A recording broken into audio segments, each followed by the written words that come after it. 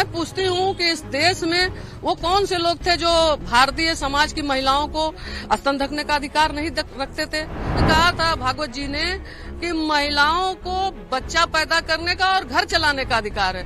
इस 21वीं सदी के भारत में जब इस तरह के सवाल कहेंगे तो अकबर कालीन रामचरितमानस की भी चर्चा होगी। माँ के गर्भ से पैदा हुए, उन्होंने पूरे समाज की महिलाओं के गर्भ पर गाली दिया। तुलसीदास जी माँ के गर्भ से पैदा हुए, पवित्र हो गए और हम अधम हो गए। मतलब हम जानवर से भी गए। कौन से संत समाज के लोग, वो बागेश्वर वाले, वो जो बलात्कारी लोग बाबा हैं, तमाम बलात्कारी हैं। आशा राम राम रहीम, पहले इनके ऊपर सनातन धर्म का कर्जा था, ये उतार रहे थे और सबके सामने आप सभी लोग देख रहे हैं। अब ये नए बाबा आए हैं, ठीक है, और जो इस तरह के गर्दन काटने का, जीभ काटने का सुपारी दे रहे हैं, सुपारी किलर बाबा हैं। मैं इनको बाबा नहीं मानती, क्योंकि संतों महापुरुषों की एक लंबी परंपरा है भारत की धरती पर। ये चोर उचक्के लबादा ओढ़कर बाबा बन गए और कथावाचक कब से बने। समाजवादी पार्टी के बाहर एक बार फिर बैनर पोस्टर लगाया गया। स्वामी प्रसाद मौर्य द्वारा जो बयान दिया गया था उसके बाद से आप देखें ठीक पीछे वो बैनर लगा जिसमें अधम ते नारी या और इसके साथ ही तुलसीदास तेरा ताड़ना बाण और भीम की बेटियां नहीं सही, तमाम ऐसे शब्द जो है इसमें लिखे गए हैं। और हमारे साथ बातचीत करने के लिए पूर्व सचिव है जो पूनम मौर्य जी, उनके द्वारा ये बैनर भी लगा था। मैम, आपके द्वारा एक पार्टी कार्यालय के बाहर जो बैनर लगाया है, इसका मूल उद्देश्य क्या है? जी, इसका मूल उद्देश्य ये है कि जो हमारे साथ भेदभाव होते हैं, भारत की आधी आबादी है, सदियों से इसको पढ़ने लिखने नहीं दिया गया और आज भी कहीं न कहीं होता है, उसको पढ़ने लिखने का अधिकार नहीं दिया गया। मैं पूछती हूँ कि इस देश में वो कौन से लोग थे जो भारतीय समाज की महिलाओं को स्तन ढकने का अधिकार नहीं रखते थे।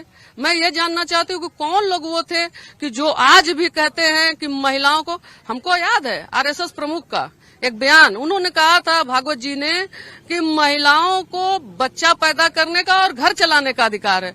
इस 21वीं सदी के भारत में जब इस तरह के सवाल कहेंगे तो अकबर कालीन रामचरितमानस की भी चर्चा होगी।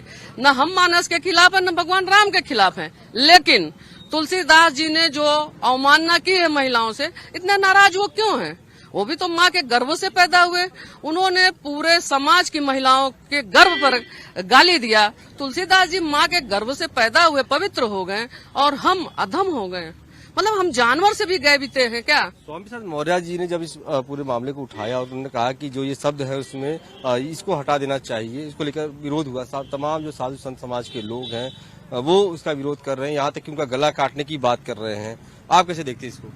स्वामी प्रसाद मौर्य जी शायद रामचरितमानस में न लिखा गया हो तो उनको बोलने का अवसर न मिलता, वो कहते भी नहीं। जैसे संविधान हम सभी को जीने का और अपना काम करने का अधिकार देता है, उसी तरह से सिर्फ एक कुल और जाति की बड़ाई बाबा तुलसीदास जी ने किया है। और स्वामी प्रसाद कौन से संत समाज के लोग, वो बागेश्वर वाले, वो जो बलात्कारी लोग बाबा हैं, तमाम बलात्कारी हैं। आशा राम राम रहीम, पहले इनके ऊपर सनातन धर्म का कर्जा था, ये उतार रहे थे और सबके सामने आप सभी लोग देख रहे हैं। अब ये नए बाबा आए हैं।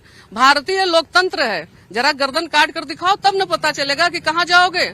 आज तो संविधान के अनुसार सभी को जीने का हक है, और चाहे बाबा हो, चाहे मंदिर के झगड़े हो, चाहे मस्जिद के झगड़े हो, सबको तो अदालत में ही जाना है, संविधान के दायरे में ही बात करना है। मैं कहती हूँ कि ऐसे नफरती बाबाओं के खिलाफ उत्तर प्रदेश सरकार एफआईआर दर्ज करे, जो उत्तर प्रदेश का माहौल बिगाड़ रहे हैं। बाबा योगी आदित्यनाथ कहते हैं कि गुंडा राज हम नहीं चलने देंगे, और जो इस तरह के गर्दन काटने का, जीभ काटने का सुपारी दे रहे हैं, सुपारी किलर बाबा हैं। मैं इनको बाबा नहीं मानती, क्योंकि संतों महापुरुषों की एक लंबी परंपरा है भारत की धरती पर। ये चोर उचक्के लबादा ओढ़कर बाबा बन गए और कथावाचक कब से बाबा हो गए। कौन से भगवान की कथा बता रहे हो? कौन सी ये हिंसा करवाना चाहते हो? ये देश अहिंसक है।